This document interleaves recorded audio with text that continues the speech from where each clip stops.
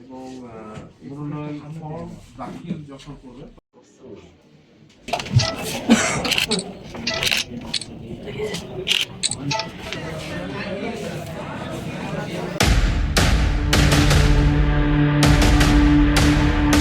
আপনারা সবাই জানেন আগামী 12ই ফেব্রুয়ারি 2026 জাতীয় সংসদ নির্বাচন অনুষ্ঠিত হতে যাচ্ছে।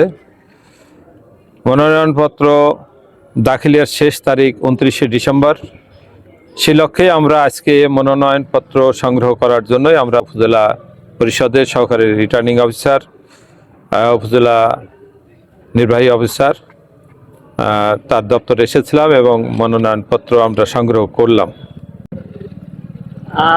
মনোনয়নপত্র এই যে আজকে দাখিল করলেন, সংগ্রহ করলেন, ইতিমধ্যে বিএনপির কুষ্টিয়া 2 আসনে বিএনপির মনোনীত প্রার্থী এবং বিদ্রোহী প্রার্থীও করেছে। এই ক্ষেত্রে আসলে আপনি নির্বাচনী জয়ের ব্যাপারে কি মনে করছেন? ধন্যবাদ। আমরা আশাবাদী। আমি দীর্ঘদিন মিরপুর এই ভেড়ামারার ময়দানে আছি। আমি মিরপুর ভেড়ামারার এমন কোনো এলাকা নাই আমি সেখানে যাই নাই এবং প্রত্যেকটি ঘরে ঘরে যাওয়ার জন্য আমি চেষ্টা করেছি। প্রতিটা ওয়ার্ডে আমি গেছি, সাধারণ মানুষের সাথে আমি কথা বলেছি, ভাই বোন মা সবার সঙ্গে আমি কথা বলেছি, সকল শ্রেণী পেশার মানুষের সঙ্গে আমি কথা বলেছি।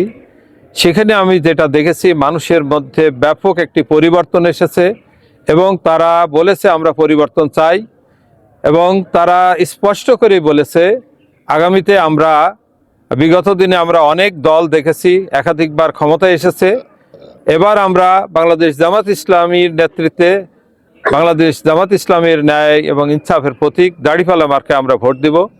সেই হিসাবে এবং জনগণের যে উচ্ছ্বাস আমি দেখেছি তাতে আমি মনে করি ইনশাআল্লাহ আগামী 12ই ফেব্রুয়ারি যে নির্বাচন অনুষ্ঠিত হতে যাচ্ছে, নির্বাচনটা যদি অবাধ, সুষ্ঠু, নিরপেক্ষ হয়, তো বাংলাদেশ জামাত ইসলামীর মনোনীত প্রার্থী হিসাবে আমি মনে করি যে বিপুল ভোটের ব্যবধানে বিজয় হবে ইনশাআল্লাহ।